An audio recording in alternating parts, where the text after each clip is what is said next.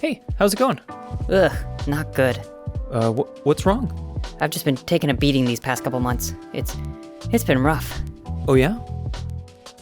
That's too bad. Is there anything I could do to help? Yeah. Do you mind, like, not, Yeah. Actually, you know what? How about this? Let's brew something that's still beer, but doesn't give you such a hard time. Really? Like, I'm not gonna be on the hook for this one? Mm-hmm. Does that sound all right? Oh, yeah, sure. Anything. I'll take it. All right, let's do it. Low alcohol beer. Now, I've never actually brewed a low alcohol beer before. Ever.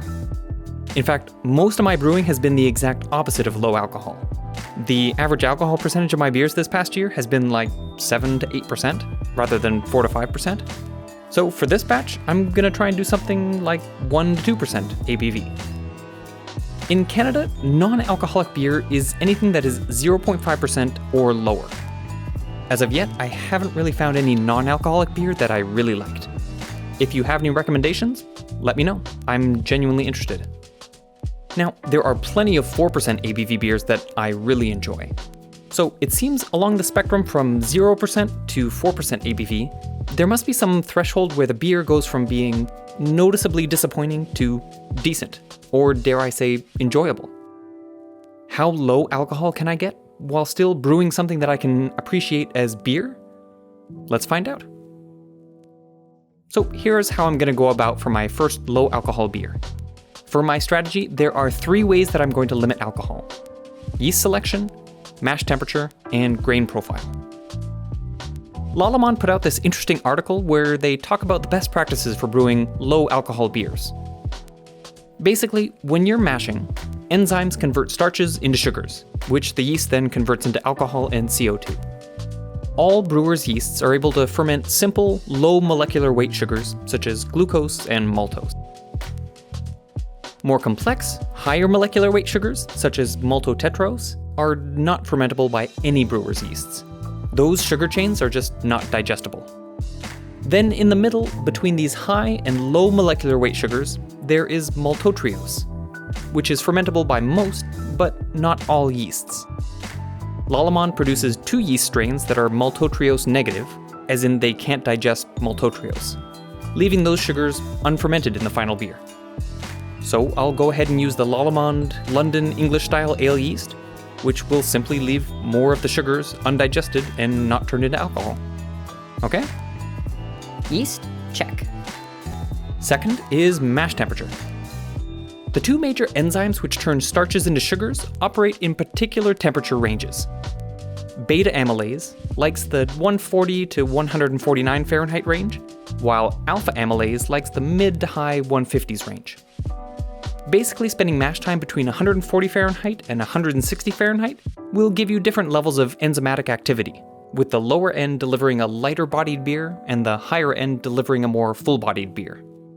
Mashing outside of these temperature ranges means the enzymes won't be breaking down much of the starches into sugars. For most brewing recipes, you'll be mashing between 140 Fahrenheit and 160 Fahrenheit, but for our case, we're intentionally going to mash outside this temperature range, in the 170s. Too hot for enzymes to do their thing properly. Less enzymatic action means less sugars to ferment, means less alcohol. Okay? Mash temperature? Check. Third, grain profile. Now, there's a couple ways you could go about this. You could include more specialty malts, under-modified malts, or unmalted adjuncts, basically building a grain profile that simply has fewer enzymes by weight or less overall convertible sugars. Or you could simply have less grain, providing less total sugars to ferment. For my recipe, I'll go with a small grain bill at only 5.1 pounds for a 5-gallon recipe, or 2.3 kilograms, which is less than half what I would normally do for my 5-gallon recipes. I'll be using Pilsner malt at 86%, Crystal 40 at 8%, and Carapils at 6%. The idea is to have a light-colored, slightly sweet beer that goes down easy and smooth. I'll plug my recipe into Brewfather, which is going to do all my calculations for me, and given my grain bill, yeast, and mash temperatures, it looks like it'll produce a 1.3% ABV beer. All right? Grain profile? Check. If you wanted to have lower alcohol than 1.3%, you could mash at a higher temperature, or have a different grain profile with lower original gravity, with less fermentables and lower convertibility. But I'm gonna go with 1.3% for this recipe and see how it goes. Hopefully it works out. If you are looking to brew a low or non-alcoholic beer, definitely check out the Lallemand article. I have a link down below. So let's go ahead and do this. Let's get on with the mash.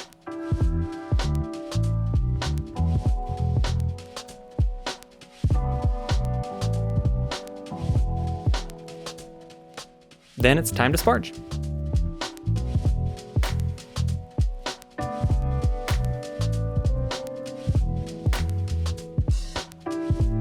And finally, let's bring it up to a boil. We'll just do a standard 60-minute boil for this one. Now, for low alcohol or non-alcoholic beers, I find the taste, body, and finish to be just kind of thin. You can compensate for this by adding lots of bittering hops, making it a bitter beer, or adding lots of aromatic hops or dry hopping, which would make it an aromatic beer, or lots of roasty toasty malts, thereby making it a darker malt-forward beer, or a combination of all three. I think for future brews, I'm going to explore those different directions for low alcohol beers, bitter, aromatic, and malty. But for this one being my first, I just want to produce a straightforward low alcohol beer. So for my hop additions, I'm just going to do 2 ounces of Cascade pellets at 10 minutes, and 2 ounces of dry hopped Centennial whole leaf that I grew myself.